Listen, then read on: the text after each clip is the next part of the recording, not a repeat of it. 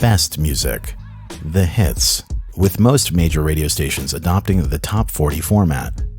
As author Gus Russo stated in his book, Super Mob, it was Stein who encouraged fellow Lawndale entrepreneur William Paley to boost his new network, the Columbia Broadcasting System, by putting Stein's music acts on air live, turning the rigged top 40 into a national phenomenon.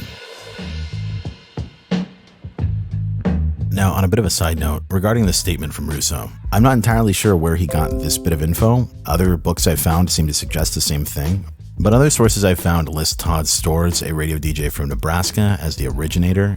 Just thought I should clarify that. Continuing on. Now, despite jukeboxes falling out of favor, that didn't mean the mob couldn't still manipulate the charts. All it really took back in the day was paying off a record store owner. To quote the New York Times, until 1991, the pop music charts were notoriously unreliable. Paying off record store employees with free albums, concert tickets, and even vacations and washing machines was the standard music business method of manipulating.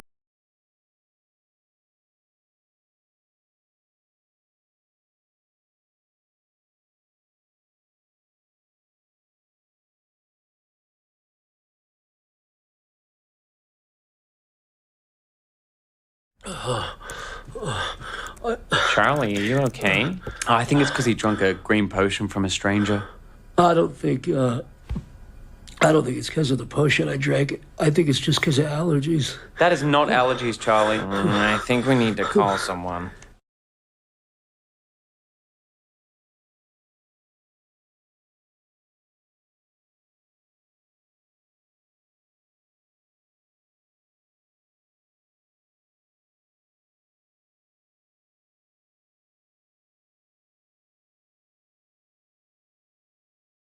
Record sales figures.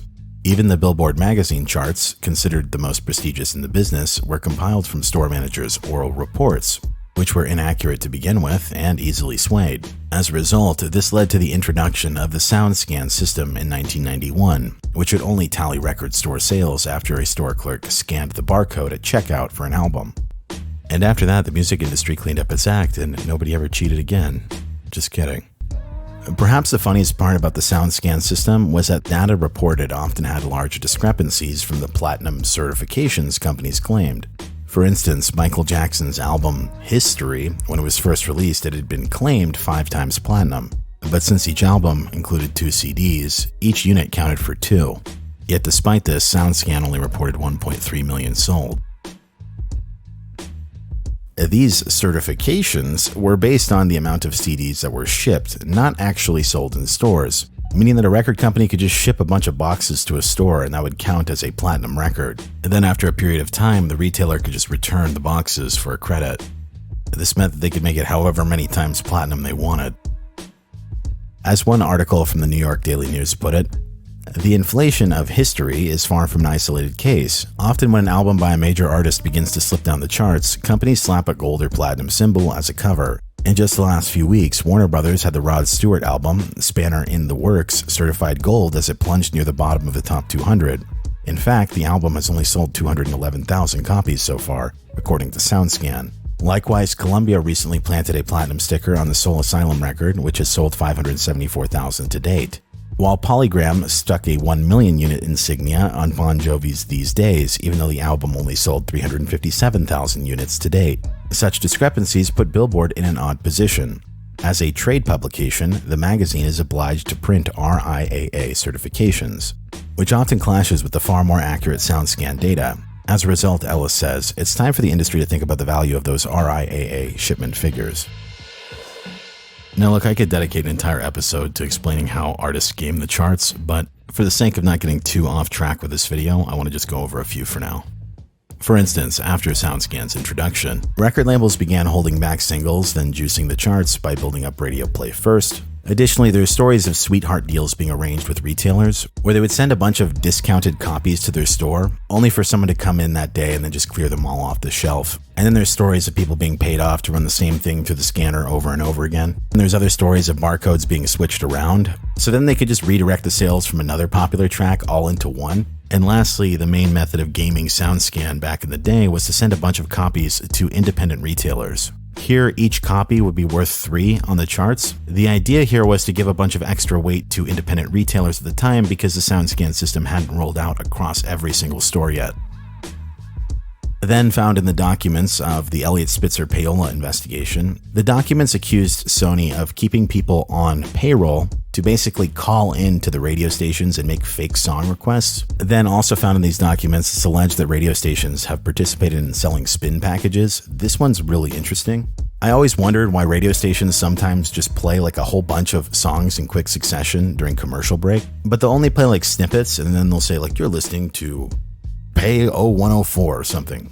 Now, I don't know if this is still true today, but it turns out the reason they were doing this is because airplay monitoring companies detect that the song is being played on the radio, even if it's just for a short time, and then they count that towards the charts.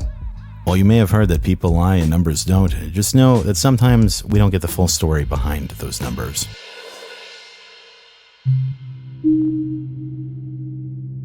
Now, before we get to this next entanglement, I need to tie up the stories with Bob Keane and Larry Nunes. Then we'll also get back to the death clause. Bob had claimed he'd partnered with Nunes in 1964 when he needed money, and he wrote in his autobiography, "I had wondered if I had made a deal with the devil. I had heard that Larry had a reputation for being associated with the mob, and as it turned out 3 years later, a relationship ended in deception, dishonesty, and murder.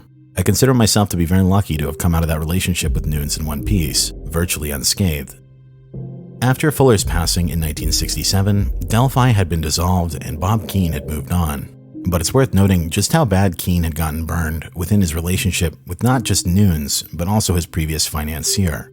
Before Delphi existed, there was a company called Keane Records, spelled K-E-E-N.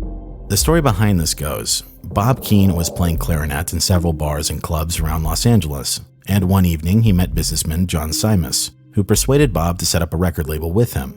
Under this position, Keane would go on to manage Sam Cooke for 3 years, who, I should add, he also passed away under disputed circumstances as well.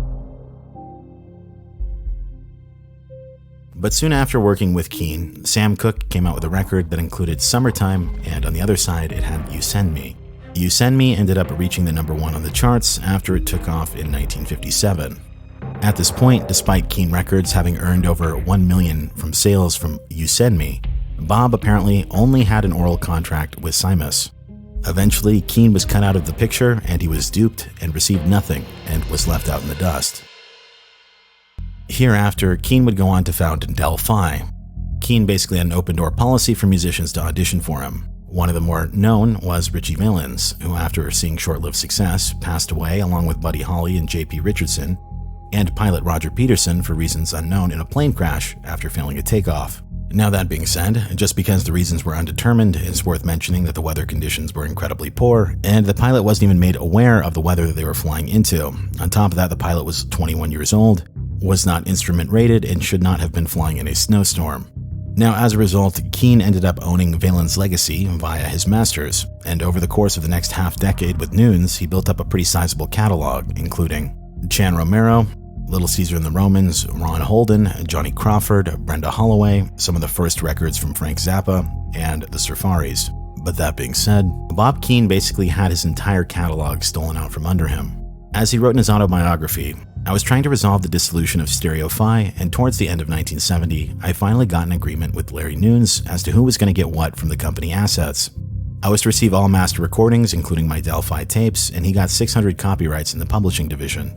I signed the papers and went over to the local storage facility to pick up my property. There was nothing there. Missing, presumed stolen. I don't know who got the recording equipment, but it seems that the now defunct MGM Records was figured in the deal somewhere. MCA was even selling bootleg Richie Valens albums."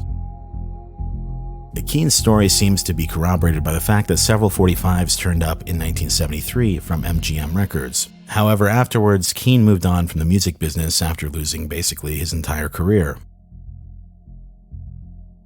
Now, with Keane's story out of the way, let's discuss Mr. Larry Nunes. He was what's known as a rack jobber.